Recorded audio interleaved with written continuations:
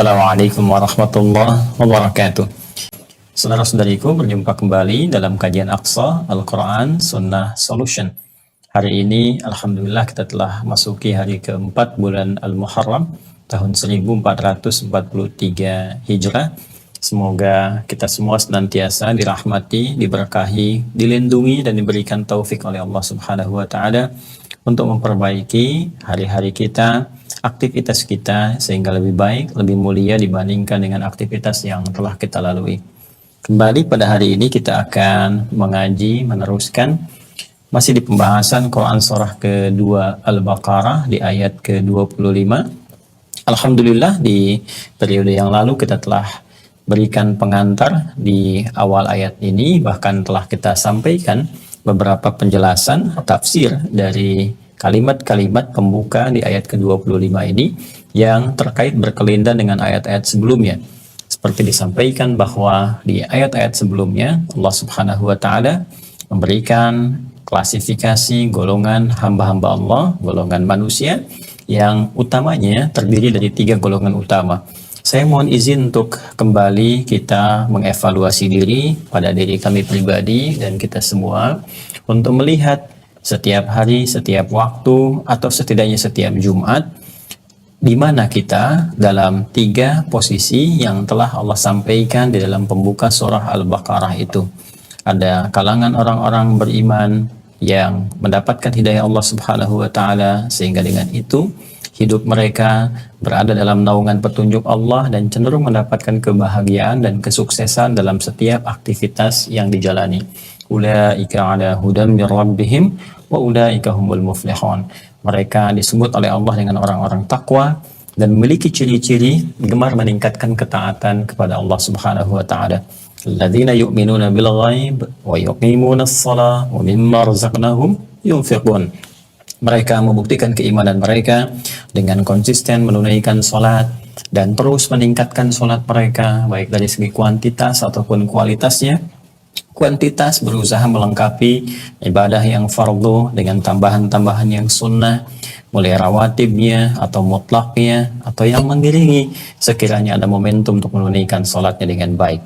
Wa mimma razaqnahum yunfiqun, dari apa yang telah Allah titipkan kepada mereka, mereka bisa memanage itu dengan baik dan menempatkan itu dengan ranah ibadah sesuai dengan apa yang telah Allah perintahkan, dalam arti mengeluarkan harta yang Allah titipkan sesuai dengan pedoman Allah Subhanahu wa taala, baik infak untuk keperluan keluarganya, baik infak untuk kerabat terdekatnya ataupun infak untuk kerabat terjauhnya, dan diniatkan semua karena Allah Subhanahu wa taala dalam berbagai bentuk pengeluaran hartanya, baik itu zakatkah ataukah itu berbentuk sedekahkah atau hal-hal lain yang telah Allah tetapkan sesuai dengan porsi aktivitas yang ia bangun dengan hartanya.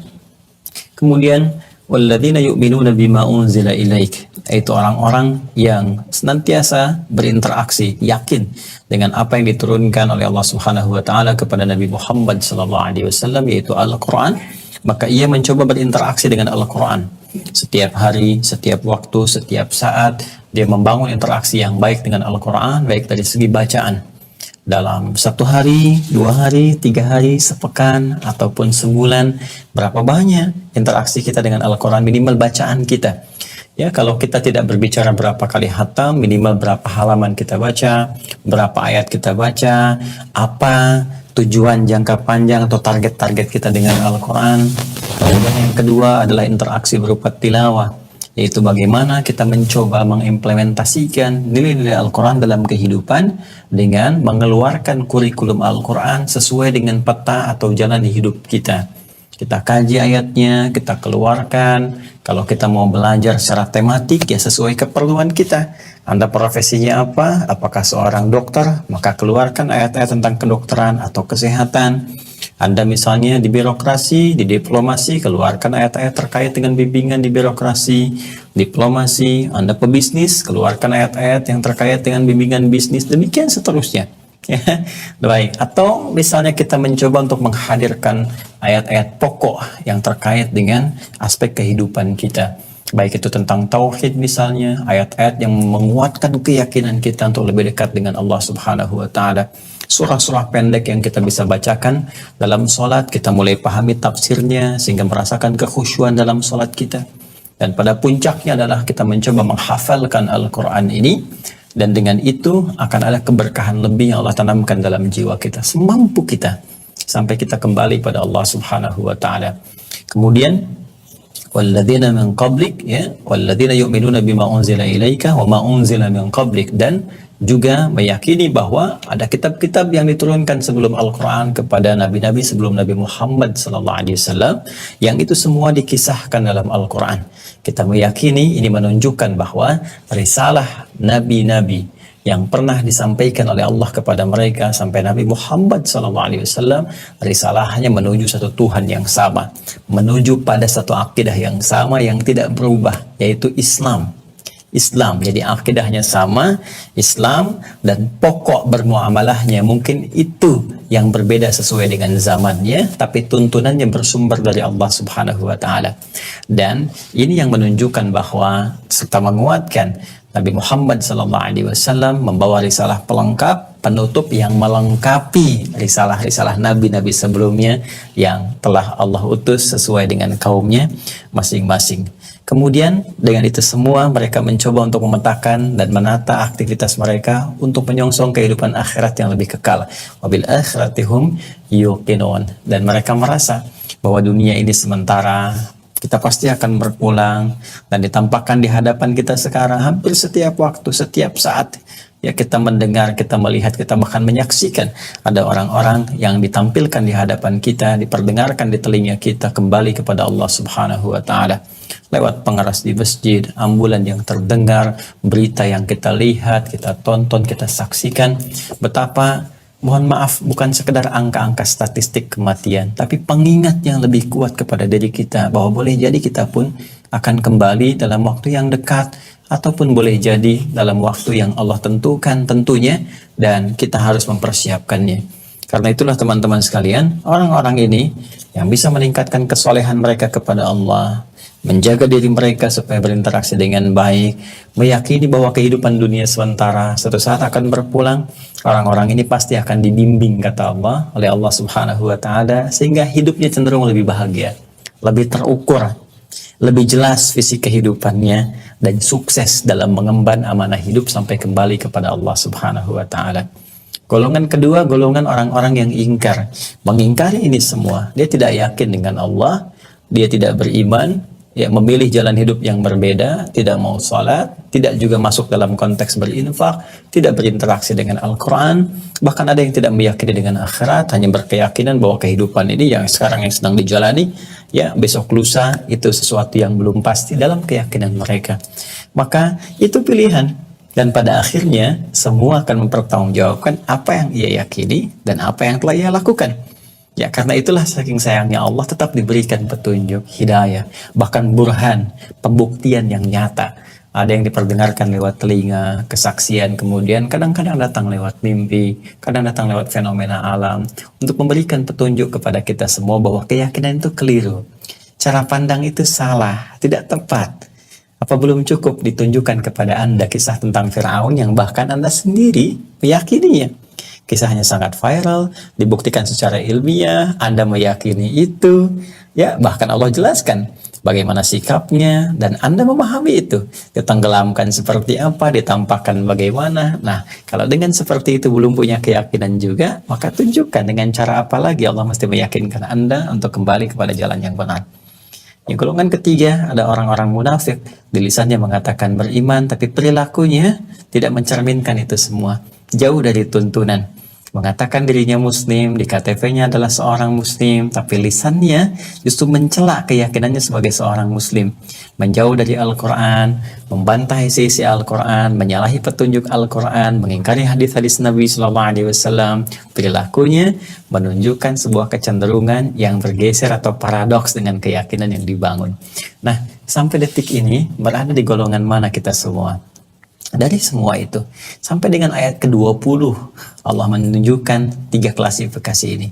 1-5 golongan pertama, kemudian 6-7 golongan kedua, dan 8-20 menunjuk pada golongan yang ketiga. Kita mesti lihat, kita mesti jaga berusaha untuk menjadi golongan yang pertama sesuai kemampuan kita, istiqomah di situ sampai kita wafat. Wala tamutunna illa wa antum muslimun. Jangan sampai kita wafat kecuali dalam keadaan tunduk patuh. Ya, muslim itu kan patuh. Dari kata aslama yuslimu, yang menyerahkan diri, yang patuh sepenuhnya. Jadi ketika kita mengungkapkan asyhadu an la ilaha illallah wa asyhadu anna muhammadar rasulullah, itu kita mengatakan komitmen patuh. Patuh kepada Allah, ya, dengan cara mengikuti tuntunan Rasulullah SAW. Jadi cara mematuhi Allah, lihat bagaimana Nabi menunjukkan kepada kita. Diserap oleh para sahabat, disampaikan kepada tabi'in, kemudian diwariskan oleh para ulama kepada kita. Ditunjukkan kepatuhan kita kepada Allah Subhanahu wa taala lewat konsepsi syariat yang telah dibangun untuk kita amalkan dalam kehidupan.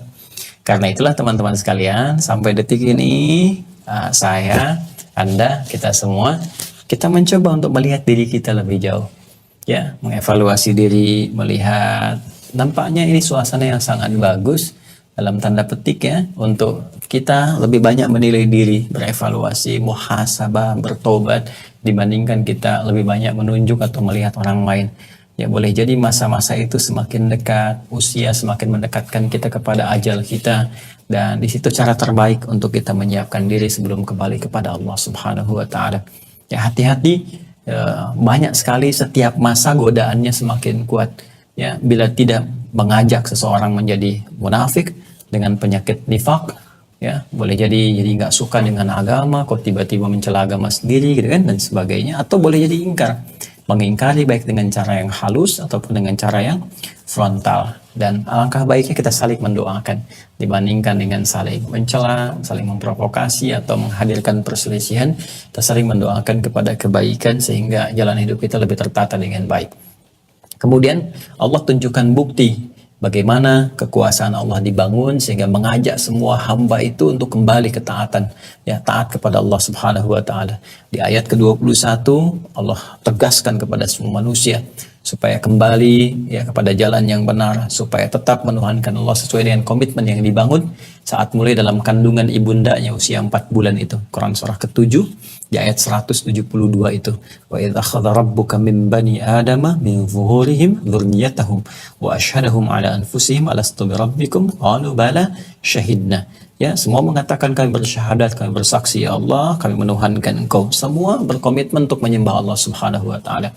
Karena itulah setelah Allah jelaskan klasifikasi manusia, Allah jelaskan tentang bagaimana pengaruh-pengaruh kehidupan, maka Allah meminta semua untuk mematuhi kembali kepada hukum Allah sehingga bisa menjalani kehidupan dunia dengan tenang, dengan nyaman sampai pulang kembali pada Allah Subhanahu wa taala. Konsepsi hidup dunia itu kan sederhana teman-teman sekalian. Walaupun implementasinya itu bisa menjadi sulit bergantung kepada, ya, kita berkomitmen terhadap ketentuan Allah. Kan saat Allah menurunkan Nabi Adam itu, sejak manusia pertama diturunkan, jelas, ya, jelas ketetapan Allah disampaikan di Quran surah kedua Al-Baqarah ayat 38 itu. Qulna bitu minha jami'a fa imma ya'tiyannakum minni huda faman tabi'a hudaya fala khaufun 'alaihim wa lahum yahzanun. Mulai sekarang Adam, istrimu, gitu kan, semuanya turun, dimulai misi kehidupan di bumi. Kalian punya tugas, punya risalah. Jadi kita ini punya tugas di bumi, ya, dan akan meninggalkan bumi.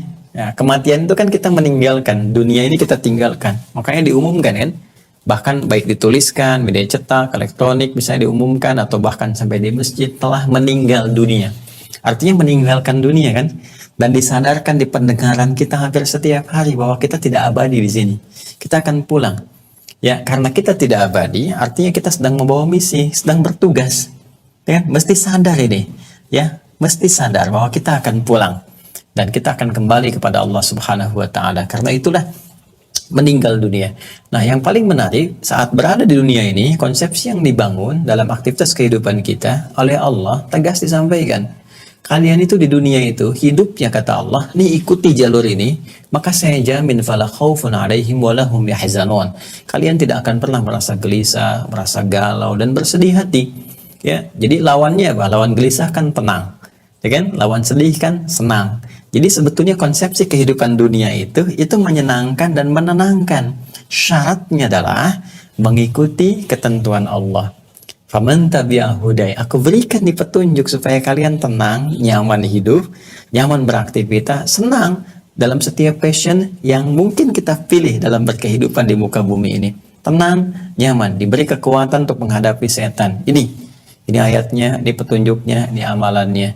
Diberi kekuatan untuk mengendalikan nafsu, ya. Ini petunjuknya, ini amalannya. Diberi kekuatan dan petunjuk, ya, untuk bisa misalnya mengembangkan intelektualitas kita, mencari harta untuk berkehidupan yang baik. Semua sepanjang diikuti. Tapi kalau menyimpang, maka akan muncul mulai kegelisahan. Ya, kata Allah, kerjakan yang soleh, yang benar, malah bergeser kepada yang salah. Ada cara untuk berbuat jujur, dia memilih korupsi, maka mulai gelisah. Ya kan? Ada cara untuk jujur, dia mulai berdusta, maka mulai tidak tenang. Ya, pada akhirnya kan kesedihan, ungkapan, minta diampuni, minta ini, minta itu. Ya, kenapa dari awal tidak berjalan kepada jalan yang benar, konsisten di dalamnya? Jadi konsepsi kehidupan dunia itu, kata Allah, tenang, senang sepanjang diikuti petunjuknya. Meninggal pun konsepsinya demikian. Ya, Quran surah ke 89 itu Al-Fajr ayat 27 sampai 30. Ya ayyatuhan nafsul mutmainnah irji'i ila rabbika radiyatan mardiyah fadkhuli fi ibadi wadkhuli jannati. Kata Allah, hei kalian yang telah mengikuti petunjuk-petunjukku sehingga berkehidupan tenang dan senang dalam konteks kehidupan dunia dengan passion yang kalian pilih, baik dengan tenaga, dengan pengetahuan, dengan harta, ataupun dengan kedudukan. Dan tiba waktunya kalian pulang, dan cara pulangnya pun tenang. Ya ayyatuhan nafsul mutmainnah. Ya ayyatuhan nafsul mutmainnah. Hei jiwa-jiwa yang tenang. Anda bayangkan. Jadi hidupnya tenang, pulangnya tenang. Dan ditempatkan di tempat yang tenang, Darussalam. Tempat kedamaian, tempat ketenangan, tempat kenyamanan ketika kembali kepada Allah Subhanahu wa taala. Dan kalimatnya pun kalimat sambutan salam, salamun alaikum. Ya, kalian yang pernah tenang, yang pernah damai, pernah tentram, pernah tunduk patuh pada ketentuan Allah, sekarang tiba saatnya untuk menikmati semua hasil dari kerja keras yang telah kalian lakukan saat berkehidupan membawa misi di muka bumi itu. Nah, tapi semua ini hanya bisa diraih dengan kepatuhan, ketundukan kepada perintah Allah. Nah, kepatuhan, ketundukan pada perintah Allah, ketentuan Allah, ini yang secara singkat disebut dengan ibadah namanya. Ya, disebut dengan apa? Ibadah. Ibadah itu adalah implementasi dari komitmen yang kita bangun untuk mematuhi segala ketentuan Allah Subhanahu wa taala. Ya, setelah kita menuhankan Allah dan menepikan selainnya. Baik, karena itulah kemudian turun Quran surah ke-51 ayat 56 untuk menegaskan ini. Wa ma khalaqtul jinna wal insa illa liya'budun. Tidaklah aku ciptakan jin dan manusia kecuali semua tujuan berkehidupannya itu untuk beribadah kepada Allah, tunduk mematuhi hukum-hukum Allah Subhanahu wa taala. Ya. Karena itulah ini ada rahasia besar di sini, ya. Ketika Allah menekankan nilai ibadah ini, sesungguhnya feedbacknya itu kepada kita, kembali kepada kita semua. Allah nggak butuh dengan sujud kita, ruku kita, ya, puasa kita, atau bahkan misalnya zakat kita, bukan. Itu kembali kepada kita semuanya. Jadi apa yang kita lakukan, yaitu untuk mendapatkan kasih Allah, yang dengan kasih itu teman-teman sekalian semuanya kembali kepada kita. Ya, saking rahmannya Allah tuh dibalikin lagi ke kita. Ya, salat itu untuk apa? Tanha 'anil fahsya'i wal munkar, supaya kita jadi baik. Jadi kitanya yang dengan salat dilatih jadi baik. Ya, pandangan jadi baik, tertunduk, dilatih dengan ruku dan sujud, pikiran jadi baik, kita jadi sehat, organ tubuhnya bagus kembali, dan lebih daripada itu perilaku kita berubah. Ya, lebih daripada itu keberkahan kita dapatkan. Ya, harta juga demikian seterusnya. Karena itulah kemudian di ayat 21 Allah menyeru kita semua, ya, dengan satu huruf yang mencakup semua makna dalam panggilan, huruf ya itu. Ya ayyuhan nas, wahai semua manusia tanpa kecuali. Apa yang dilakukan? Ya, apa yang kemudian harus direspon? Apa jenis panggilan ini? Ya, kata Allah, ya ayyuhan nas wa'budu. Kan? Arahnya apa? Hei semua manusia, aku khitab kalian semua. Aku sampaikan kepada kalian tanpa kecuali, oh budu, ayo kembali ibadah. Ya, kembali mematuhi ketentuan yang telah dibangun dalam komitmen kita dengan Allah. Baik, kembali kepada ranah ibadah. Jadi ketika Allah meminta kita ibadah, sebetulnya untuk kita. Ya, artinya Allah ingin menyadarkan kita, hei ayo, Kalian sedang gelisah, kembali tenang lagi. Kalian sedang sedih, kembali senang lagi. Ayo, ayo. Kok rasanya kok banyak beban gitu kan? Padahal aku sudah angkat bebanmu. Aku sudah berikan jalan. Kenapa kalian gak ikuti jalannya? Ya, aku perintahkan sholat dan aku perdengarkan sebelum kalian sholat supaya kalian yakin lewat adzan itu. Hayya 'alas shalah, ayo sholat. Ketika kalian bertanya untuk apa? Ya Allah, hayya 'alal falah, untukmu. Supaya engkau bahagia, supaya engkau senang, supaya engkau tenang, supaya engkau berhasil, falah. Hayya 'alal falah. Ini aneh, Anda yang adzan, Anda yang perdengarkan ke orang, Anda yang gelisah. Karena itu penting kita untuk pelajari kembali semua konsep syariat ini, makanya ngaji itu penting. Ya, supaya melahirkan kehusyuan. Khusyuk ini memberikan pemahaman yang utuh pada diri kita, sehingga mampu memahami hikmah di balik semua tuntunan ibadah. Jadi kita mengerti, oh rupanya ketika kita diminta sholat ini, feedbacknya untuk kita. Untuk supaya bahagia, supaya tenang, damai, tentram. Jadi kalau orang mengerti sholat itu memberikan ketenangan, kedamaian, kesuksesan, boleh jadi sehari-harinya akan menunggu saja kapan sholat lagi, kapan sholat lagi, kapan sholat lagi. Ya kan? Ya Anda kan kalau merasakan tenang, nikmat, ya nggak jauh-jauh ngaji saja kan. Kalau misalnya isinya bagus, materinya memberikan sebuah pencerahan yang enak, Anda terima dengan nyaman, tak terasa kan 1 jam kayaknya baru 20 menit, 10 menit, terus Anda berkata, kapan ngaji lagi? Ya kan?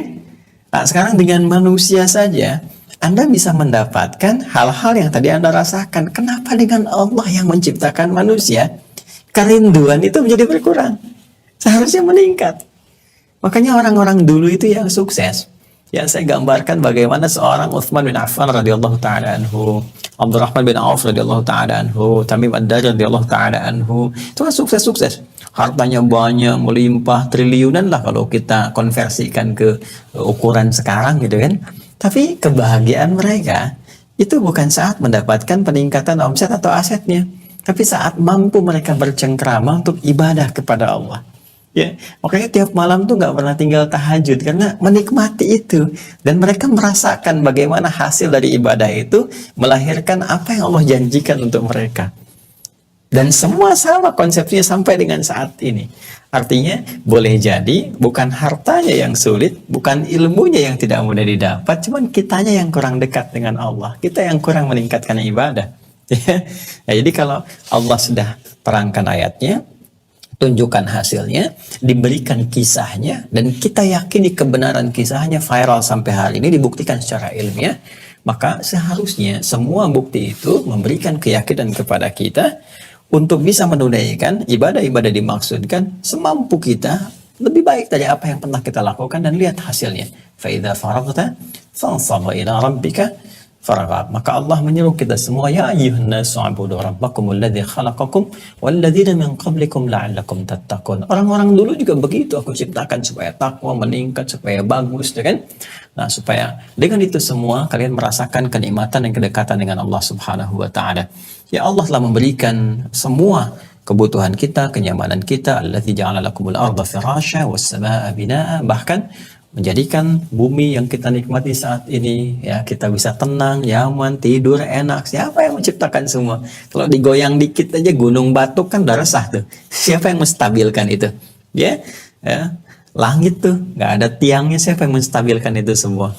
Baik ya, yang menumbuhkan dari tumbuhan yang ada di bumi, kita bisa berkreasi, kita bisa manfaatkan, kita bisa ya mengonsumsi dan sebagainya. Siapa yang bisa menghadirkan itu semua? Ya karena itu kemudian Allah mengajak kita, ya menyadarkan kita semua untuk kembali kepada tuntunan kehidupan yang telah Allah tetapkan, dan tuntunannya sangat spesifik. Ya, yang hafal bisa dibawa dalam dirinya, yang belum hafal bisa dibaca sekarang, ada tafsirnya, terjemahannya dengan berbagai bahasa, dan dijelaskan pula di situ, dikuatkan dengan Masya Allah ayat-ayatnya, kalimat-kalimatnya asli, original, ya, otentisitasnya terbukti, valid dari zaman Nabi sampai sekarang, nggak berubah, menunjukkan kebenaran isinya sampai hari ini, dan lengkap. Ya, detailnya ada dalam hadis, hadisnya juga kitab-kitabnya dikumpulkan oleh para ulama, lengkap, kurang apa lagi. Dulu orang untuk menggali hadis saja bisa jalan ribuan kilo, kan? Ya, mereka menempuh jalan berkilo-kilo hanya untuk mendapatkan bimbingan hadis Nabi SAW. Sekarang terkumpulkan lewat kitab-kitab hadis, Masya Allah. Tinggal gali, Bahkan sekarang Masya Allah ya tinggal cari di internet ya, di browsing saja sudah bisa mendapatkan hadis ini, hadis itu, tinggal dikuatkan kembali, cek di keterangan ulamanya hadis yang benar atau tidak, maknanya bagaimana, semua ada. Ya, bahkan Allah kemudian menjelaskan kepada kita, kalau dengan semua itu belum yakin juga, dan kalian berkeinginan menguji Al-Quran, silahkan uji. Silahkan. Uji, tes, tanyakan kepada pakar-pakar bahasa, tanyakan pada pakar sejarah tentang kebenaran isinya. Nah, kalau kalian masih belum yakin, datangkan semisal Quran. Kalau nggak mampu, ya bertakwalah, karena semua pasti akan kembali, semua akan pulang. Ya, khawatirnya lupa dengan misi, pulang, bahkan ingkar, nanti terancam dengan hukuman yang begitu besar. Dan ketika kita memiliki kesadaran untuk kembali kepada nilai-nilai tadi, hukum-hukum tadi, maka baru sadar saja Allah kemudian berikan kabar gembira. Wabasyiril ladzina amanu, di ayat 25 yang telah kita tuntaskan pertemuan kemarin. Wabasyiril ladzina amanu wa amilus shalihat. Maka berikan kabar gembira pada orang-orang yang sadar. Oh iya, saya salah nih. Selama ini saya bergeser dari ketentuan Allah. Selama ini saya berada di rel yang tidak tepat. Saya pengen kembali. Saya pengen tata lagi. Saya pengen persiapkan diri saya lebih baik daripada sebelumnya. Itu langsung dapat kabar gembira dari Allah. Ya. Nah, ini tandanya ada keimanan yang di-charge, dikembalikan kepada jalan yang benar. Tinggal nanti keimanan itu dipupuk supaya tumbuh baik, berbunga, bunganya bagus, harum semerbak, yang dengan itu sampai kapanpun saatnya dia tiba untuk dipetik dalam keadaan yang terbaik. Nah, ini yang telah kita sampaikan sebagai intisari ya, atau sinopsisnya dari jumpa kita di awal di surah Al-Baqarah sampai dengan ayat pembuka ayat 25 di pertemuan kemarin. Sekarang kita lanjutkan pada bagian yang penting setelah sebelumnya kita mencoba untuk menilai diri kita di mana posisi kita sampai dengan malam Jumat ini. Baik teman-teman sekalian. Wabasyiril ladzina amanu wa 'amilus shalihat. Berikan kabar gembira kepada seluruh orang-orang yang beriman, ya, mau meyakini Allah Subhanahu wa taala dan segala ketentuan yang telah Allah tetapkan melalui petunjuk Rasulullah SAW. Nah, dan dengan keimanan ini wa amilus shalihat, mereka akan buktikan sekaligus pupuk imannya melalui amal saleh. Nah, di sini saya teman-teman sekalian akan memberikan penekanan pada dua sandingan antara iman dengan amal soleh, yang salah satunya sudah kita uraikan di pertemuan yang lalu. Dan ini nanti akan terkait berkelindan dengan apa yang akan kita bahas sekarang, khususnya tentang kurikulum surga. Ya, kurikulum surga yang kita turunkan ke bumi. Baik, saya izin dulu ya kita berdiri. Ini saya masih coba juga bawakan 3 kitab yang sama ya, dari Tafsirul Jalalain yang kemarin kita bahas. Tafsir Al-Quran Al-Azim karya Ibnu Katsir, kemudian juga tafsir karya Syekh Fakhruddin Ar-Razi ya, Mafatihul Ghaib atau Tafsir Al-Kabir. Baik, sekarang kita akan tekankan dulu pada penyandingan dua kalimat, dua diksi di dalam bentangan ayat-ayat Al-Quran yang seringkali bersanding bersamaannya, yaitu kata iman ya, baik ya, dan amal saleh. Amal saleh. Ya. Baik. Kalau kita sering membaca, berinteraksi dengan Al-Quran, sering kita temukan misalnya kata iman diwakili dengan alladzina amanu misalnya, ya. Seperti ini. Nah, kemudian plusnya pakai wa amilus shalihat. Seperti ini ya. Ya, ini ya. Alladzina amanu wa amilus shalihat. Seperti di Al-Baqarah ayat 25 yang pernah kita bahas, wabasyiril ladzina amanu wa amilus shalihat. Seperti di surah 103 Al-Asr, wal 'asr innal insana lafi khusr illa alladzina amanu wa amilus shalihat, ya, wal 'asr innal insana lafi khusr illa alladzina amanu, satu dengan wa amilus shalihat.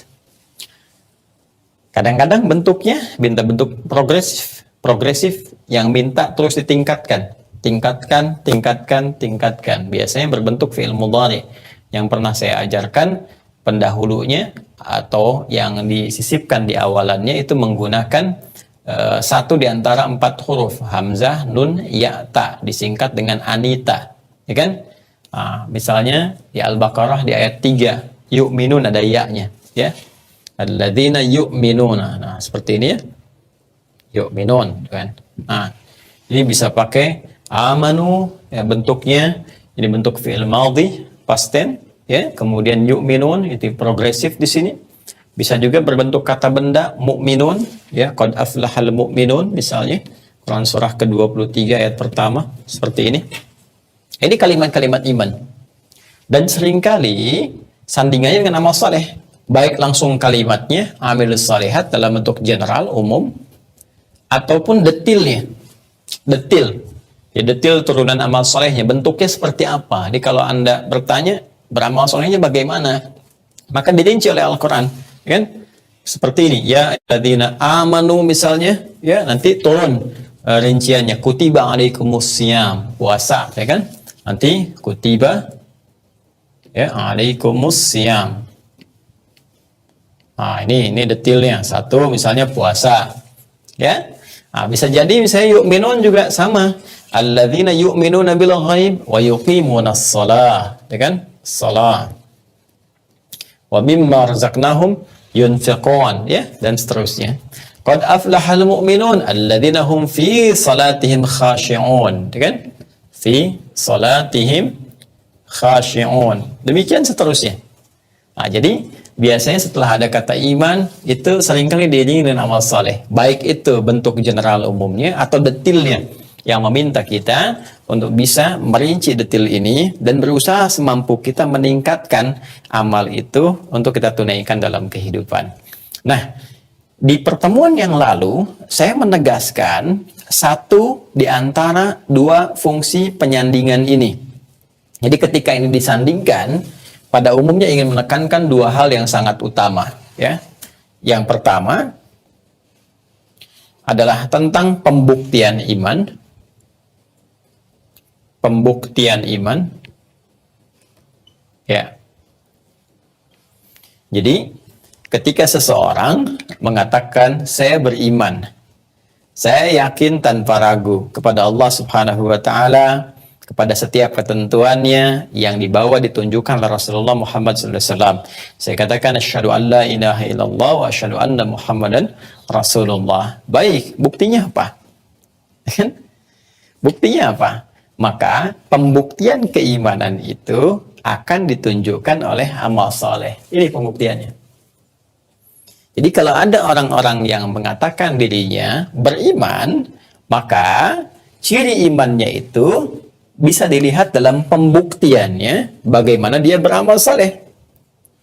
Ya, baik itu terlihat dari amalan ritual, ya, ataupun amalan sosial yang nampak melalui perilaku dia, ya, dalam berkehidupan. Bisa terlihat, ya. Sekarang kita cek misalnya bagaimana Allah meminta kita membuktikan keimanan yang kita telah kokohkan, komitmenkan dalam diri kita. Ketika kita mengatakan saya beriman, maka Allah uji. Lihat, orang beriman itu alladzina yu'minuna bil ghaib wa yuqimunas shalah. Dia buktikan imannya lewat salat. Coba cek salatnya. Ya, benar nggak? Ya, makanya di surat An-Nisa kan Allah tegaskan, innas salata kanat 'alal mu'minina kitaban mawquta. Jelas ya? Quran surah keempat An-Nisa ayat 103 itu. Ya, di ujung ayatnya innas salata kanat 'alal mu'minina kitaban mawquta. Sungguh salat itu bagi orang-orang yang beriman itu jelas waktunya. Dia sudah mengetahui. Jadi orang beriman itu jangankan salatnya, waktu salatnya pun dia paham. Di standar salat itu mengetahui kapan dia mesti salat. Besok subuh jam berapa saya salat, dia siap-siap. Makanya sering saya katakan, ya, orang yang beriman standarnya bisa diukur dengan panggilan salatnya. Ketika disebutkan nama Allah itu ada di Quran surah ke-8 ayat kedua. Ya, innamal mu'minuna alladzina idza dzukirallahu wajilat qulubuhum. Sungguh Orang yang beriman sejati itu, mukmin yang sejati bisa diukur. Standarnya kalau disebutkan nama Allah ada getaran dalam jiwanya. Quran surah ke-8 Al-Anfal ayat kedua. Bagaimana kemudian untuk menguji getaran jiwa itu? Diperdengarkan nama Allah sehari 5 kali dalam azan. Makanya pembuka azan itu kalimatnya yang pertama Allah. Allahu Akbar, Allahu Akbar. Nah, ketika kalimat itu dikumandangkan, getarannya ada nggak di jiwa kita tuh? Ya, getaran yang mendorong kita ingat Allah dan ingat cara kita mengingat Allah untuk berkomitmen menuhankannya itu dengan cara menyembahnya. Makanya ketika adzan berkumandang, pasti yang diingat itu sholat. Itu kan komitmen kita untuk menyembah Allah. Ya, karena kalimat la ilaha illallah itu diikuti dengan komitmen untuk menyembahnya. Di Quran surah ke-20, Thaha, ayat ke-14. Innani anallahu la ilaha illa ana, la ilaha illa ana, Allah fa'budini. Ya, sungguh saya Allah, kata Allah. Nggak ada Tuhan yang layak disembah, dipertuhankan kecuali saya. Kalau kamu sudah menyatakan saya Tuhan, maka buktikan, fa'budni, sembah saya. Bagaimana cara menyembahnya? Teruskan ayatnya. Wa aqimis salata li dzikri. Tunaikan salat untuk mengecek kamu ingat nggak dengan aku. Ya. Ya, makanya dijawab di Al-Anfal ayat yang kedua. Ya, ketika surah Thaha ayat 14 mengatakan wa aqimis salata lidzikri, dijawab di Al-Anfal innamal mu'minuna alladzina idza dzukirallahu wajilat qulubuhum. Makanya kalau orang-orang beriman sejati disebutkan nama Allah, baru disebutkan bergetar jiwanya. Oh, ini komitmen saya dengan Allah nih. Tiba panggilan salat, kan? Sudah tiba panggilan salat. Nah, itu kalau saat azan berkumandang ada getaran, itu standar keimanan kita. Menunjukkan iman kita masih ada dalam diri kita itu. Beriman kita. Tinggal pembuktiannya. Ya, pembuktiannya salat nggak? Semakin cepat merespon salatnya, semakin menunjukkan imannya bagus. Apalagi sebelum azan, ya, dia sudah melihat, oh ini jam sekian, saya harus persiapkan dulu, tampilnya bagus, sholatnya baik, dan sebagainya. Ini menunjukkan kekuatan imannya dalam aspek ritual. Ya, dalam aspek sosial, sampai berperilaku kita, dari individual sampai bersosial, itu juga ada ayat-ayatnya. Dijelaskan bagaimana bersikap dengan lisan, bersikap dengan mata, bersikap dengan seluruh anggota tubuh kita. Disebutkan kalimat iman sebelum fungsi anggota tubuhnya berperilaku. Ya, contoh yang paling populer yang sering saya berikan contohnya misalnya tentang mata misalnya. Ya. Di Quran surah ke-24 An-Nur dari ayat 30 untuk laki-laki sampai 31. Lisan misalnya, ya kan? Di Quran surah ke-49 misalnya Al-Hujurat di ayat 11 sampai dengan ayat 12. Demikian seterusnya. Ya, yang ini kullil mu'minina yaghuddu min absarihim. Katakan pada orang-orang beriman imannya dulu. Baru nanti amal soleh dari matanya. Yaghuddu min absarihim. Matanya harus melihat yang baik. Ketika yang dilihat tidak baik, palingkan. Nah, jadi iman itu akan mendorong pemiliknya berperilaku baik.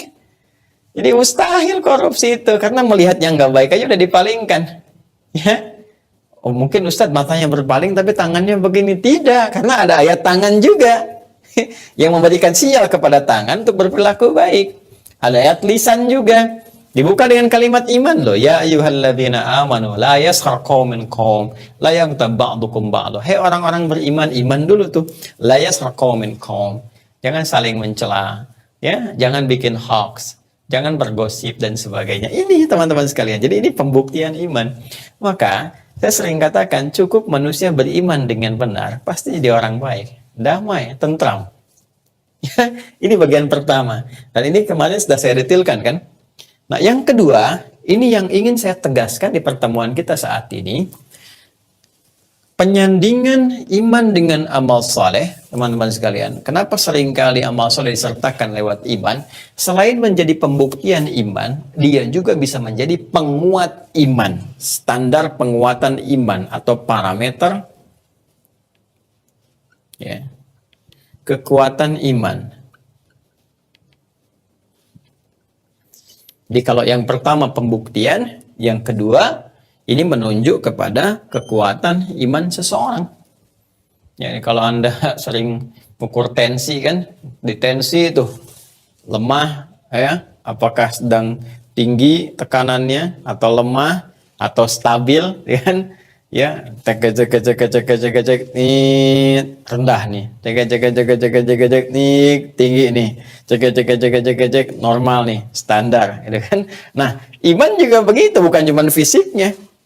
Jadi anatomi tubuh manusia itu kan ada 3. Ya, kalau di kedokteran kan yang dilihat pada umumnya hanya fisiknya saja kan, anatomi tubuh itu. Tapi sebagai manusia sering katakan anatomi manusia itu 3 unsur. Fisiknya, jasmaninya, akalnya, kan, pikirannya, kemudian rohnya. Untuk jasmani ya sudah ada ukurannya, standar kesehatan, medis, alatnya sekarang sudah banyak, sudah canggih. Ada yang di handphone, ya jari kita begini aja udah dilihat, detak jantungnya, apanya, macam-macamnya. Ada yang lewat jam, macam-macam. Akal kita sekarang sudah banyak ujian, ya tingkat menguji IQ, ini, itu, dan sebagainya. Sekarang untuk menguji spiritualitas kita bagaimana? Hah? Menguji apakah imannya itu sehat atau tidak? Menguji spiritualnya itu sedang sehat atau tidak? Hati-hati. Karena itu sumber kehidupan. Ya, ini kan menarik nih. Yang rangka fisik aja Anda begitu peduli. Kenapa sumber hidupnya tidak dilihat dengan baik? Tidak dirawat dengan baik? Coba cek.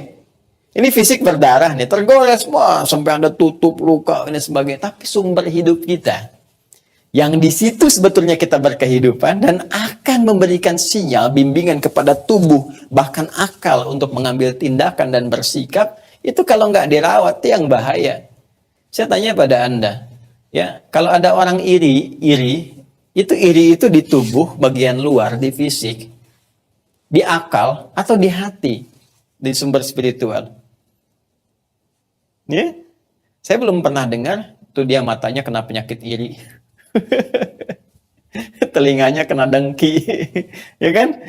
Tuh kakinya tuh kena penyakit ria.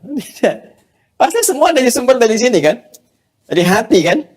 Ya, di hati ini yang kemudian memberikan sinyal kalau sakit tuh diberi sinyal kepada pikiran untuk mengolah sehingga tampil dengan ria, kan? Ya, diberikan sinyal kemudian ya kepada lisan dengan iri hati itu keluar gosip, keluar macam-macam, kata-kata kotor dan sebagainya. Pikiran jadi kalut, jadi nggak tidur, nggak enak, makan nggak nyaman, padahal menunya sudah bagus luar biasa. Di mana sumbernya? Nih. Jadi imun spiritual kita yang bernama iman. Ketika imannya kurang imun, itu yang berbahaya dibandingkan dengan kelemahan fisik. Ya, dan banyak sekarang orang-orang melemah imunnya itu karena imannya yang lemah. Ya, terkena misalnya gejala COVID, ya, padahal OTG gitu kan, tanpa gejala yang juga fisiknya masih kuat. Hanya reseptor virusnya bisa nempel di hidung sehingga terbaca oleh alat swab ataupun apa. Ya, kadar Allah misalnya positif, langsung yang terbayang, ini bagaimana nih, isolasi nih, ini bisa meninggal, bisa ini, bisa itu, lemah. Ketika lemah imannya itu, keyakinannya itu, maka melemahlah kemudian keadaan tubuhnya. Mulai lemah, pikiran mulai nggak enak, mulai nggak bisa makan. Justru itu yang menyebabkan fisiknya semakin melemah. Itu yang berbahaya. Ya, karena itulah penting kemudian kita harus menguatkan kembali iman kita. Dan ini sangat membantu. Nanti saya punya ada satu sedikit riset yang kemarin juga saya coba sampaikan ke Gubernur Jawa Barat ya, Pak RK, itu sempat saya sampaikan juga ketika melihat ada data statistik yang cukup bagus di Jawa Barat, ya, peningkatan kesembuhan dari kasus COVID dibandingkan dengan wilayah-wilayah di Indonesia pada umumnya, peningkatannya cukup pesat ya. Dan salah satu yang bertanya kepada kami, ada dari sudut pandang spiritual, saya sampaikan data statistik bahwa pada umumnya di Jawa Barat terjadi peningkatan semangat untuk meningkatkan sisi spiritual. Bisa ditunjukkan bagaimana umat Islam pada khususnya yang meningkat, mendekat kepada ibadahnya, rajin menyimak taklimnya, kemudian kepada Al-Quran pendekatannya meningkat, dengan interaksi dan sebagainya. Dan ternyata dari data-data itu sangat sesuai dengan apa yang terjadi di lapangan. Jadi ini dampaknya banyak sekali ya, kalau kita mau kembangkan lebih luas lagi. Saya kembali ke sini supaya kita agak lebih fokus dulu. Nah, cara meningkatkan kekuatan iman itu teman-teman sekalian, maka parameternya diukurnya kembali ke pasangan. Ini yang nggak bisa dipisahkan. Ke amal soleh, nggak ada yang lain. amal soleh. Ya. Apa amal solehnya? Keluarkan detailnya tadi di Quran. Tingkatkan lagi. Coba kalau nggak percaya silahkan mulai ya. Ya silahkan mulai. Misalnya dengan yang paling standar dulu meningkatkan sholat. Yang amalan ini nih kan dibagi dua, ritual dulu. Ya. Amalan yang paling standar itu sholat. Yang paling pokok, tidak membutuhkan biaya. Kan? Kemudian juga semua kemampuan kita diberikan keluangan oleh Allah ke lapangan, nggak bisa berdiri, kita bisa duduk, nggak bisa duduk, bisa sambil berbaring, diberikan ke lapangan yang sangat nyaman. Berbeda dengan zakat kan, yang ada nisabnya, ada haulnya, haji yang menggabungkan antara harta dengan fisik dan kondisi keadaan juga situasinya, gitu kan? Nah, salat, masya Allah, sangat lapang. Jadi cek di standar yang ini. Kalau kita ingin meningkatkan iman kita sehingga menguatkan imun kita, dari situ akan keluar nanti derivasi kata iman dari akarnya yang paling awal yang saya terangkan di pertemuan yang lalu, yaitu al-amnu, aman, tenang. Jadi orang beriman itu teman-teman, ketika imannya benar, imannya meningkat, maka yang pertama Allah berikan pada dirinya ketenangan. Ya, ketenangan. Ada perasaan tenang, nyaman, enak, damai gitu keadaan hati itu dalam segala suasana. Makanya Masya Allah riwayat yang sampai kepada kita ajaban ya li amril mu'min. Masya Allah sangat mengagumkan perkara orang beriman itu. Sangat mengagumkan. Ya, apabila dia mendapatkan kesuksesan dia bersyukur. Apabila dia merasakan suasana duka dia pun bersabar. Jadi nggak ada bedanya antara suka dengan duka. Ya, jadi yang terlihat tuh yang dirasakan suasananya aja. Tidak sama, tapi cara menyikapinya karena diberikan tuntunan. Jadi rasanya serupa. Sama-sama ujian, sama-sama peningkatan kualitas, dan disikapi dengan cara yang bijak sehingga berhasil di situ. Ya, ketika suka dia bersyukur, ketika duka dia bersabar, dan itu yang punya, alhamdulillah cuma di Islam. Nggak percaya silahkan cek, di mana Anda temukan konsep sabar dan syukur. Ya, cek di kitab sucinya masing-masing, silahkan dilihat. Ya, tunjukkan gitu, sabar dan syukur di mana ditemukannya perpaduan itu. Ya, cuma di Quran. Ya kalau orang menjelaskan ceramah, tausiah atau pengembangan dalam konsepsi apapun bisa, tapi di mana sumber utamanya? Di Quran. Silakan cek. Syukur ditemukan, sabar ditemukan. Ya, la in syakartum la azidannakum. Quran surah ke-14 ayat 7 itu kan yang konseptif tentang syukur. Sabarnya di mana? Innallaha ma'as sabirin. Semoga Allah bersama orang-orang yang sabar. Dijelaskan lagi bagaimana cara sabar, dijelaskan bagaimana cara syukur, ada semuanya. Ya. Jadi teman-teman sekalian, ini ketenangan diberikan. Kata iman itu al-iman seperti ini. Ya. Al-iman. Itu kan akarnya seperti saya terangkan di pertemuan lalu, akar paling utamanya dari kata al-amnu. Nah, makanya di Quran disampaikan ulaika lahumul amnu. Ulaika lahumul amnu. Orang-orang yang beriman alladzina amanu, kan? Orang-orang yang beriman itu dan imannya benar, cara berimannya, maka yang pertama Allah berikan kepada mereka ulaika lahumul amnu. Mereka diberikan ketenangan, kedamaian dalam jiwanya. Nah, karena itu, ketika Anda mencoba meningkatkan amal saleh supaya bisa menguatkan iman kita, ya, dengan ambil contoh di aspek ritual salat misalnya. Salat. Ya. Begitu Anda kerjakan sholat dengan benar, dengan cara mengingat Allah, ingat rumus sholat kan, kita jadikan semua aktivitas sholat kita untuk mengingat Allah. Itu nanti yang menghadirkan kekhusyuan. Makanya bahasa Qur'annya di Quran surah ke-20 Taha, ayat ke-14, wa aqimis sholata lidzikri. Lidzikri. Ya, lidzikri. Untuk mengingat Allah. Zikir kepada Allah subhanahu wa ta'ala. Jadi semua apa yang kita kerjakan, lakukan, bacakan dalam sholat, itu arahkan sepenuhnya.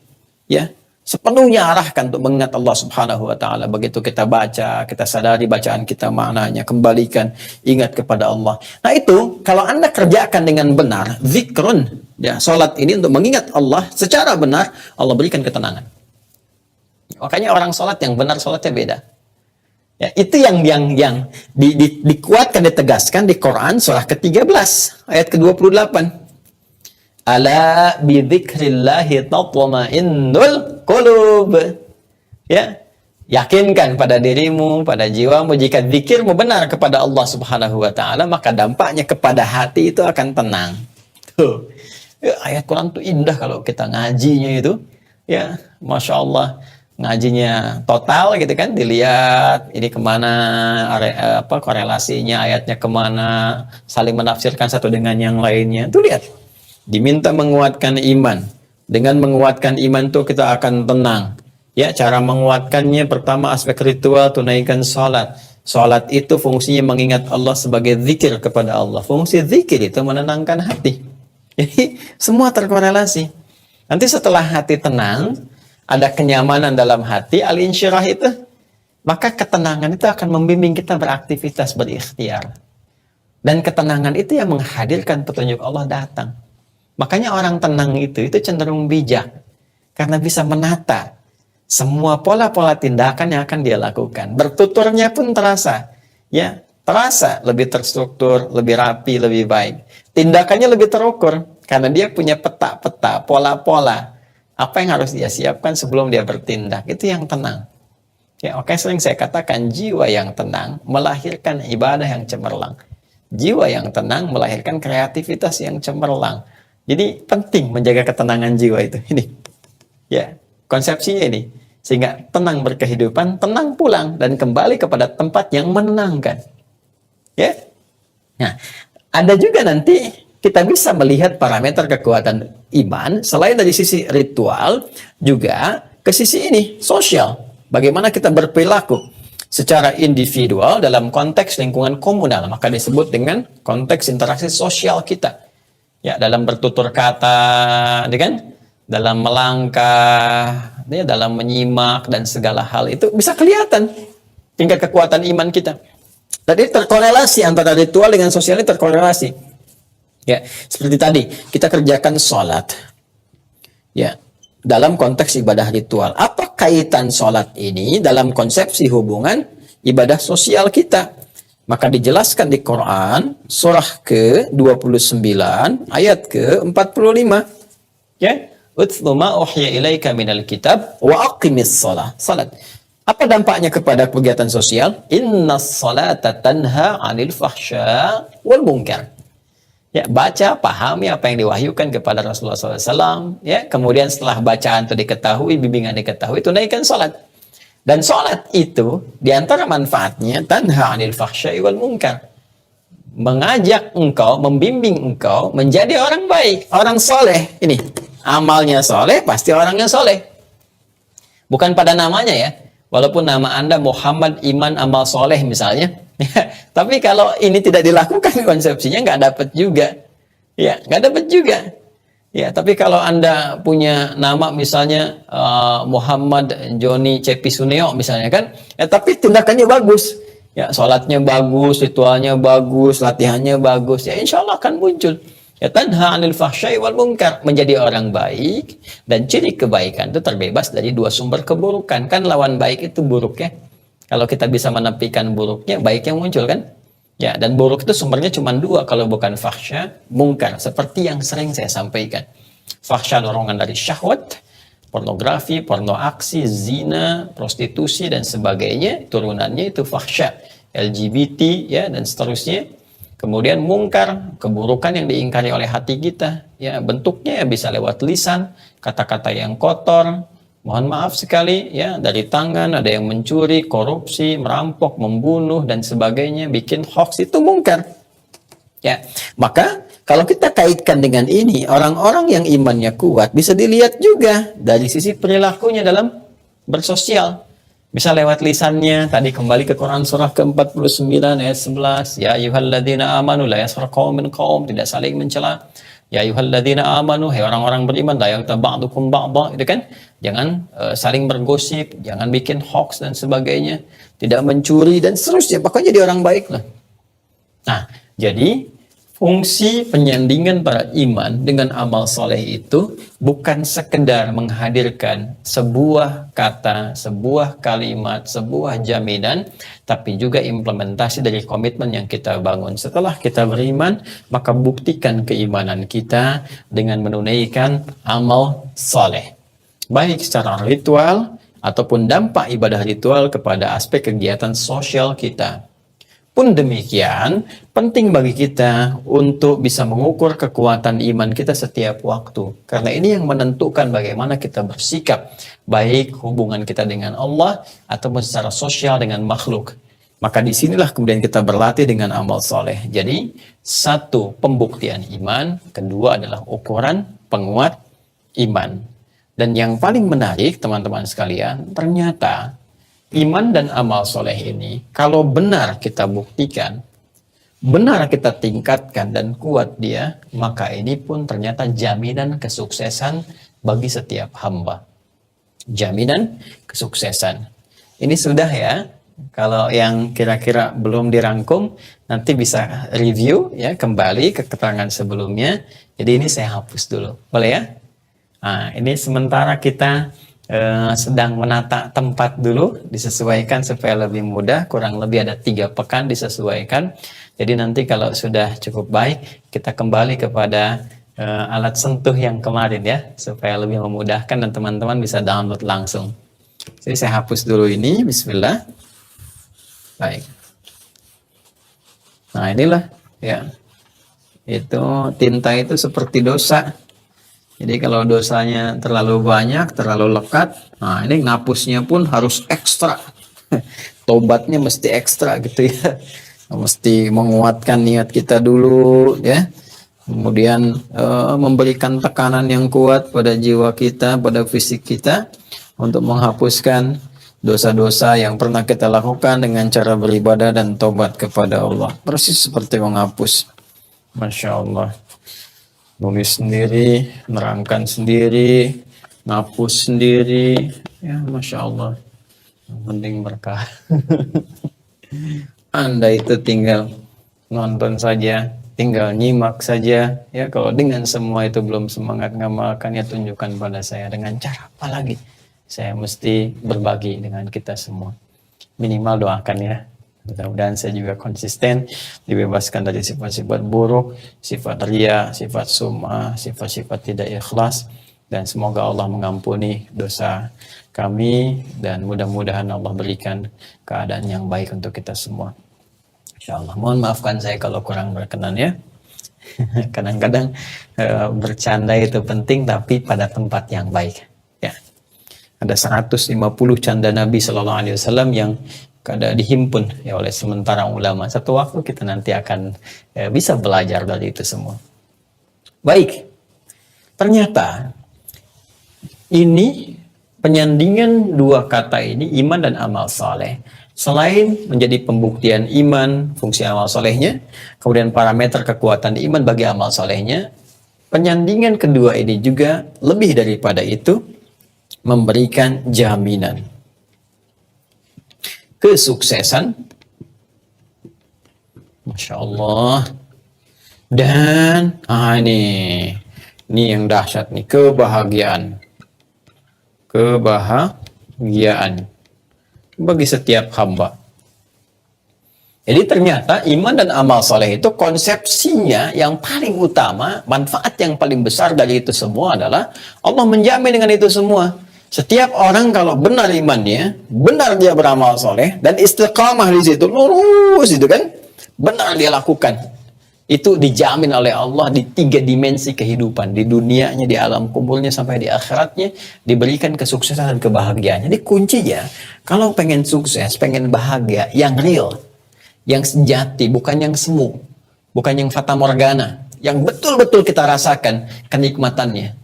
Dan kebahagiaan hakiki itu kan ketika ada kenyamanan dalam jiwa, ketenangan, damai, itu kan yang sesungguhnya, kebahagiaan sesungguhnya.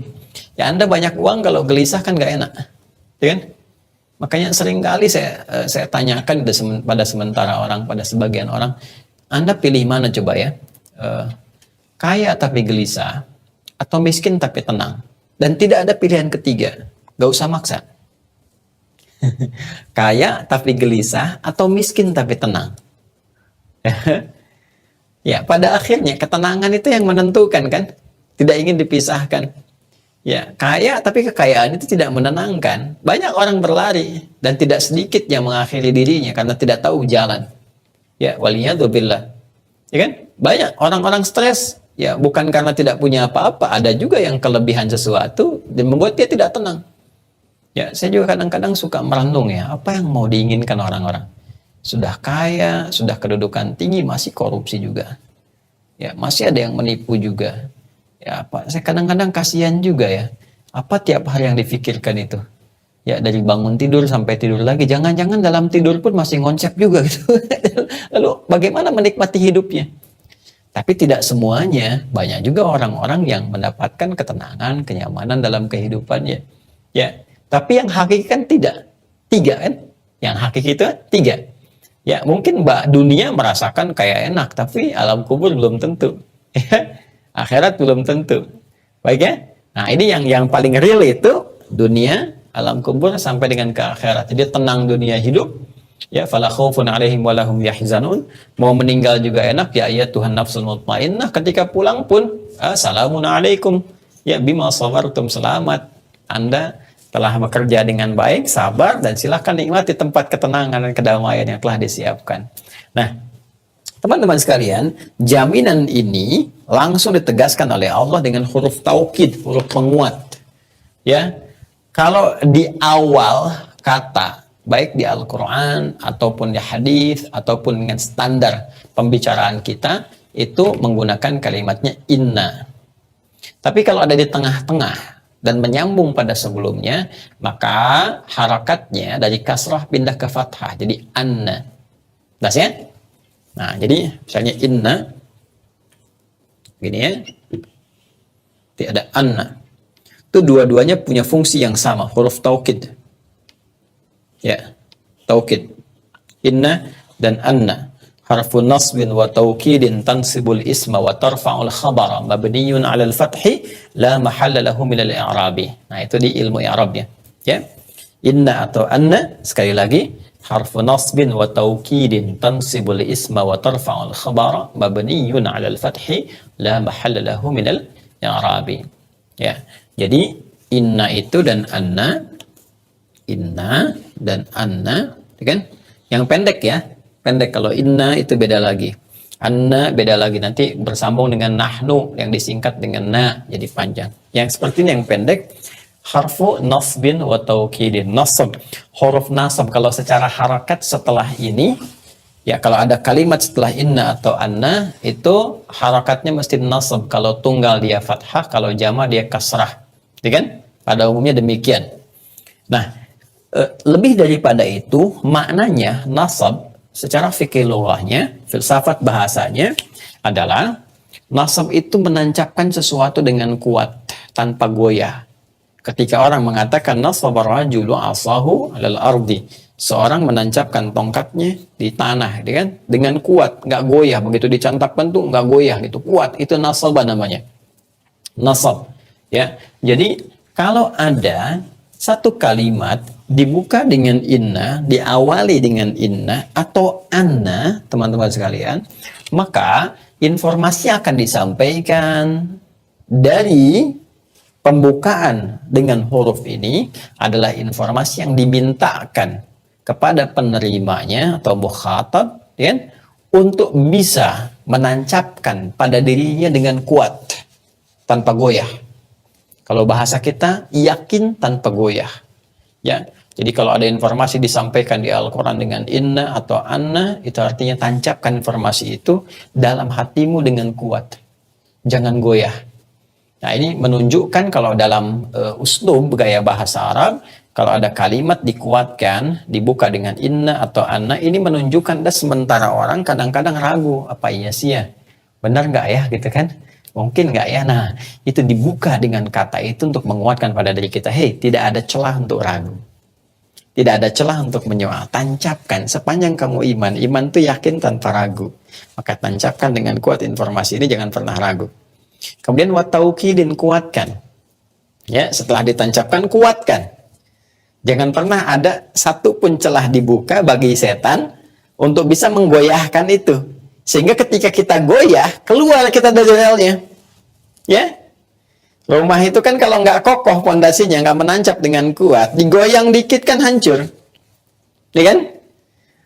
Rel kereta itu kalau nggak bagus, nggak kokoh, nggak kuat, kemudian ada tekanan angin, ya berapa knot itu datang itu, tiba-tiba bisa goyah, bisa bahaya. Ya. Kapal itu kalau nggak kuat ditempa ombak itu bisa oleng, jatuh, bahaya. Maka keimanan kita tancapkan dengan kuat. Sebelum informasi ini kita dapatkan, kita terima, kata Allah, tancapkan dulu dan kuatkan. Jangan buka celah-celah untuk setan mempengaruhi, sehingga kamu bergeser dari kesuksesan ini, dari kebahagiaan yang sejati. Ditampakkan fata morgana, geser tuh tiba-tiba. Begitu geser, salah arah. Dan kadang-kadang jalannya berliku, sehingga untuk kembalinya pun tidak mudah. Yes, ya? Nah, ini teman-teman sekalian, ini manfaatnya. Satu huruf tapi dalam sekali. Ya. Nah, kita teruskan. Wabashshiril ladzina amanu, kembali ke Quran, surah ke-2 Al-Baqarah ayat 25. Ini yang kita akan lanjutkan. Wabashshiril ladzina amanu wa 'amilus shalihat, ini. Dan berikan kabar gembira Muhammad sallallahu alaihi wasallam kepada seluruh kalangan yang telah beriman, yakin tanpa ragu, wa 'amilus shalihat, dan membuktikan keimanannya itu dengan memperbanyak amal saleh, baik secara ritual ataupun sosial, serta berusaha meningkatkan keimanannya setiap waktu. Tingkatkan. Bagi mereka itu anna. Tuh. Karena di tengah-tengah, nyambung dengan sebelumnya pakai anna. Kan? Baik. Anna lahum jannatin tajri min tahtihal anhar. Masya Allah. Ya? Anna lahum. Ya. Sampaikan pada mereka, tancapkan keyakinan dalam jiwa mereka yang paling dalam. Jangan pernah goyah, jangan buka celah untuk bisikan setan yang menghadirkan keraguan dalam diri kita. Lahum, aku siapkan untuk mereka, kata Allah. Pakailah. Ya. Anna lahum jannatin tajri min tahtihal anhar. Nah, ini fungsi nasabnya.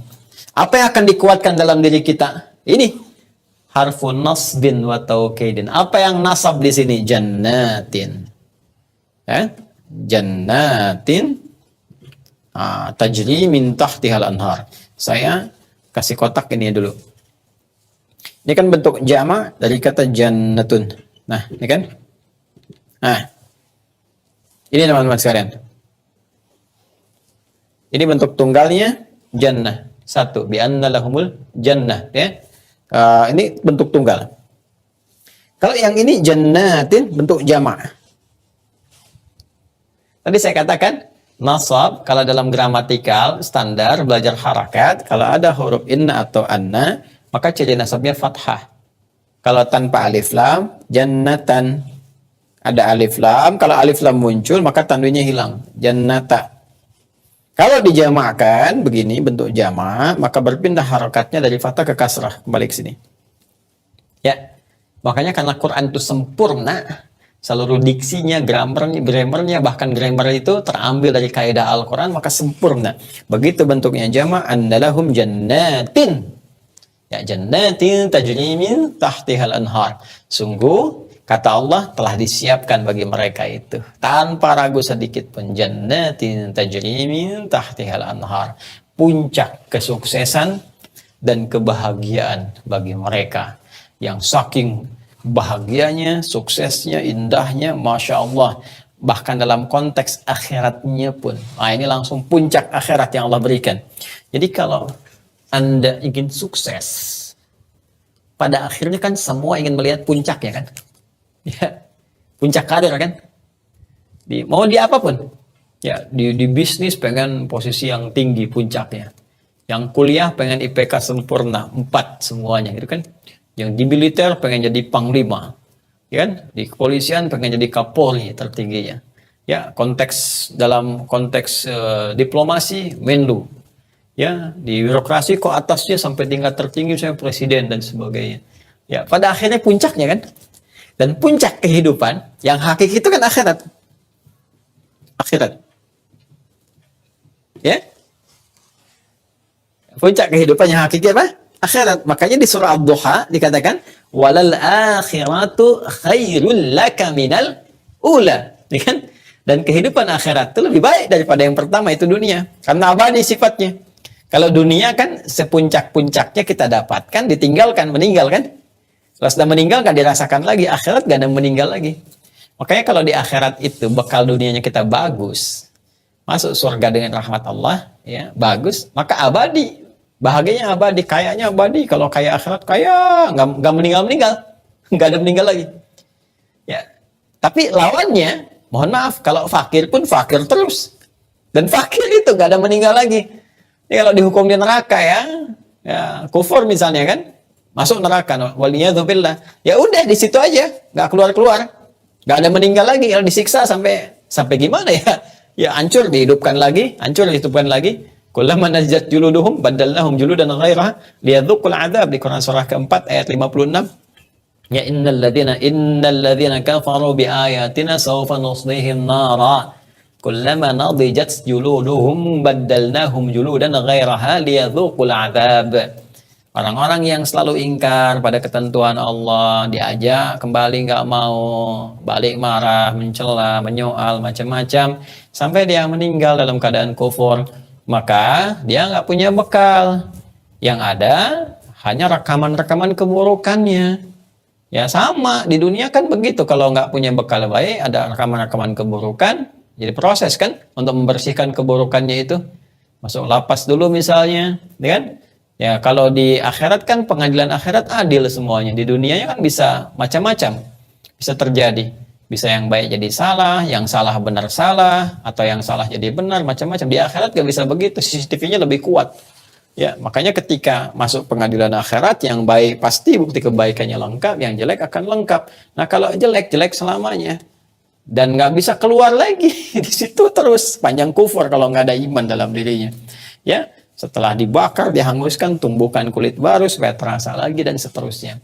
Nah, saya mau kembali ke sini teman-teman sekalian. Karena kehidupan hakiki itu akhirat, maka Allah hadirkan yang paling utama di sini akhirat dulu sebelum dunia. Ya. Nah, ini menunjukkan bahwa Al-Qur'an itu wahyu. Kalau Al-Qur'an itu buatan manusia, rekayasa manusia, pasti dunianya dulu yang ditampilkan. Karena jangkauan pemikiran manusia itu cuma sampai dunia.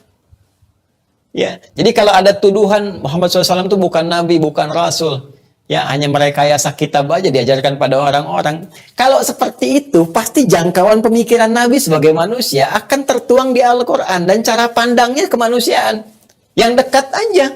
Gak bisa membayangkan kehidupan akhirat gimana. Tapi ini bisa berada di luar jangkauan manusia, di luar imajinasi manusia. Ya. Anda bisa bayangkan, gimana Nabi bisa menguraikan tentang kehidupan akhirat, kehidupan setelah kematian, meninggal aja belum, ya kan? Ya, menyampaikan bahwa Romawi akan ditaklukkan, setelah itu akan menang lagi, belum kejadiannya terjadi, ya kan? Gimana bisa menyampaikan itu dan terjadi setelah itu? Luar biasa gitu. Ya, menyampaikan kisah ini, kisah itu, berita tentang perkembangan janin di dalam rahim. Ya, bagaimana bisa dihadirkan semua itu?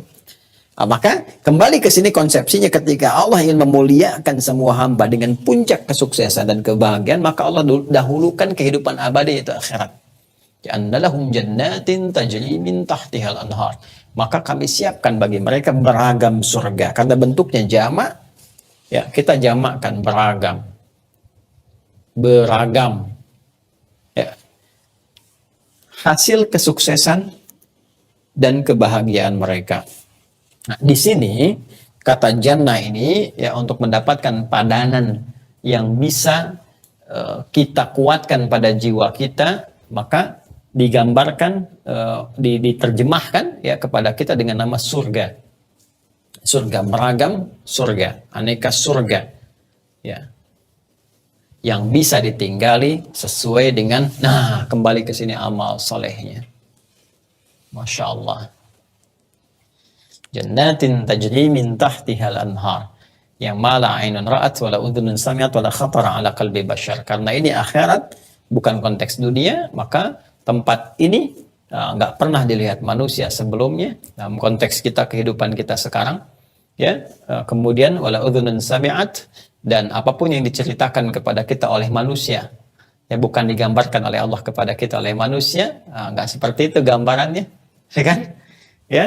Kemudian wala khatara ala qalbi bashar, dan gak seperti lamunan kita ngelamun, enggak, lebih daripada itu, lebih dahsyat. Ya. Lebih daripada itu, Allah sampaikan di dalam Al-Quran gambaran-gambarannya, tapi nggak bisa kita lamunkan karena nggak sesuai dengan lamunan kita. Ya, jadi ayat-ayat itu hanya bisa dirasakan, ya, keagungannya, kebenarannya, keindahannya nanti saat memasukinya. Dan Allah infokan kepada kita, infokan, oh ada bidadari, ada begini untuk laki-laki, ada bidadari untuk perempuan, ada pangeran-pangeran surga, mereka seperti mutiara, gini-gini. Kalau kita gambarkan, itu imajinasi kita. Makanya semua ayat-ayat Quran itu bukan fiksi. Mala in ra'at, kata Nabi, wala udhun sami'at wala khatara ala qalbi bashar. Bukan. Realnya begitu kalimatnya, tapi pembuktiannya saat kita ingin tahu nanti saat kita datang ke situ. Makanya motivasi kita harus masuk ke situ. Bagaimana cara mendapatkannya? Ini, iman, amal saleh. Ya, iman dan amal saleh. Seharusnya ayat-ayat itu jadi motivasi. Saya ingin itu semua saya ingin dapatkan, masya Allah, gitu kan? Sampai-sampai dilukiskan dalam hadis ya, orang-orang yang lelah dan sebagainya, bahkan ada yang dihukum terlebih dahulu, gitu kan? Karena kesalahan-kesalahannya, tapi dia punya iman, punya bekal amal solehnya, walau tak sebanding dengan yang salah, dia dihukum dulu. Itu begitu baru didapatkan tetesan air surga, masuk itu sudah melupakan semua penat, semua apapun. Ya, makanya kelelahan kita sekarang itu nggak ada apa-apanya dengan baru ditampakkan saja oleh Allah kepada kita kenikmatannya, gitu kan? Dan kita mendambakan itu semua. Ya apalagi ketika kita, masya Allah, mudah-mudahan diberi kesempatan, gitu kan, untuk bisa berhadapan dengan Allah dalam kebaikan, berjumpa dengan Rasulullah SAW. Makanya digambarkan di Quran, wujuhun yawma idin nadhirah ila rabbiha nadhirah. Quran surah 75 Al-Qiyamah ayat 22 sampai 23. Ada kegembiraan terbesar bagi insan beriman adalah ketika dia bisa menatap Rabbnya, Allah Subhanahu wa taala, yang sangat dia rindukan. Maka berbinar-binar wajahnya. Ya Anda aja, mohon maaf ya, laisa kamitsli syai', enggak ada yang serupa dengan Allah Subhanahu wa taala, serupa dengan hukum dan keadaannya. Kita di dunia saja terpisah dengan orang tua. Anda sekolah belasan tahun, puluhan tahun, begitu melihat orang tua kan rindu, gitu kan? Mau ketemu orang tua sampai nungguin, lama nunggu dan sebagainya. Ya, bagaimana kisah Nabi Yakub dengan Nabi Yusuf, atau orang tua kekinian ingin jemput anak di bandara setelah belasan tahun sampai nunggu sampai dari malam, padahal pesawat baru tiba mungkin menjelang siang, gitu kan? Nah, sekarang kita belum pernah menatap Rabb kita yang merawat kita, menyembuhkan saat sakit, mengampuni dosa kita, memaafkan kesalahan kita, dan memberikan segalanya untuk kehidupan kita, kan? Dan masya Allah, ya, dan ada satu titik peluang kita untuk berjumpa, untuk kembali kepada Allah Subhanahu wa taala. Maka tidak ada kegembiraan terbesar bagi orang beriman, insan beriman, kecuali ketika dia kembali kepada Rabbnya, dan dengan kembali itu dia bisa menatap keagungannya dengan izin Allah Subhanahu wa taala. Wujuhun yawma idzin nadhirah. Semoga Allah berikan kesempatan kepada kita dengan segala yang terbaik tadi. Poinnya ini, iman dan amal saleh. Nah, sekarang pertanyaannya adalah, ketika surganya beragam, ini apa saja ini surga itu? Bagaimana tingkat keistimewaan dari setiap surga itu? Dan amal soleh apa yang secara spesifik bisa menjadikan kita menikmati surga itu? Yang kita kenal dengan surga Firdaus, kan? Kita kenal dengan surga Aden, ya. Kita kenal dengan ada pintu Babur Rayyan dan seterusnya. Nah, maka apakah setiap orang bisa menikmati semua ragam surga itu? Ataukah hanya kalangan-kalangan tertentu yang bisa menaikinya, memasukinya, menikmatinya? Juga bagaimana turunan konsepsi keduniaan dalam konteks iman dan amal soleh yang membimbing kita mendapatkan kesuksesan dunia sebelum kita menuju akhirat. Ya, karena ada orang sukses dunia, nestapa akhirat, ada orang sukses akhirat, tapi juga kurang dunia. Tapi Al-Quran memberi gambaran kepada kita, menginginkan semua orang Islam sukses dunia dan akhirat. Bagaimana kesuksesan akhirat ini dibangun? Seperti apa konteks kehidupan dunia yang kita dapatkan dari konsepsi iman dan amal soleh itu? Nah, insya Allah itu yang coba kita akan teruskan di pertemuan berikutnya. Ya, nanti pertemuan itulah yang menghadirkan kurikulum kepada kita Yang nanti dengan kurikulum ini, insya Allah teman-teman sekalian, kita akan coba jadikan sebagai peta kehidupan, jalan hidup, ya, jalan hidup kita untuk memperbaiki yang kurang-kurang.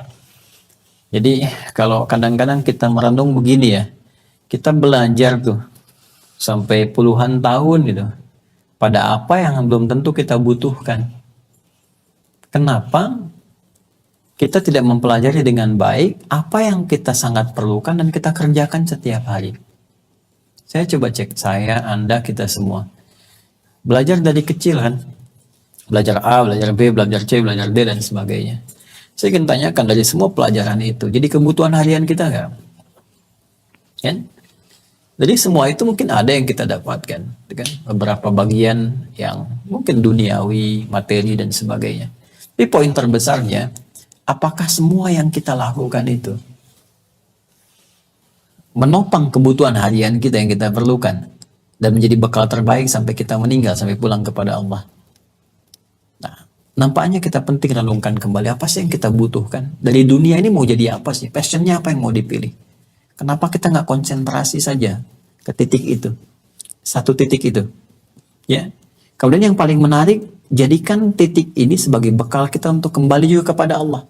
Apakah memilih dengan pengetahuan, ya? Apakah memilih dengan harta benda? Apakah memilih dengan kedudukan atau dengan tenaga? Dari situ kita jadikan pula sebagai bekal kebaikan untuk pulang. Nah, yang paling menarik, ada hal-hal yang kita butuhkan setiap hari dan kita lakukan. Supaya tenang tadi kita sholat. Kenapa nggak pernah belajar dalam tanda petik ya, secara serius tentang sholat, tentang manfaat sholat, tentang hikmah sholat, tentang makna-makna gerakan dan bacaan sholat. Jangan-jangan selama ini kita sholat, mungkin didapatkan ada bagian dari gerakan atau bacaan itu yang tidak kita pahami. Ya, pahala kita dapat dengan sholat itu, insya Allah ikhlas dapat pahala, khusyuk dapat pahala. Tapi manfaat dari situ untuk kehusyuan, ketentraman, ya, dan kebaikan perilaku kita, rasa-rasanya nggak akan maksimal kalau kita nggak ngerti apa yang kita bacakan, apa yang kita pahami. Bahkan terjadi anomali. Saya seringkali merasa bersedih gitu ya, ketika orang-orang berbuat tindakan kriminal atau hal-hal yang tak pantas gitu, mudah dia lakukan. Ketika itu pula kemudian mudah mengenakan, ya, mohon maaf, ornamen-ornamen keagamaan. Saya katakan ornamen itu, saya tidak katakan syariat ya, karena digunakan pada tempat yang tidak pantas. Mohon maaf, ada perempuan ya saat di sidang atau saat ini menggunakan kerudung gitu kan, sehingga mengesankan, oh ini loh, mohon maaf, kadang orang melihatnya, bukan orang sebetulnya, media yang mengesankan kerudung itu menjadi tidak baik akhirnya. Setelah itu divonis lepas lagi kerudungnya, ya kan? Ada yang laki-laki juga demikian, di sidang sampai bawa tasbih, pakai peci, lepas itu kembali kehidupan lagi seperti biasanya gitu. Ini perangkat apa yang ditampilkan itu?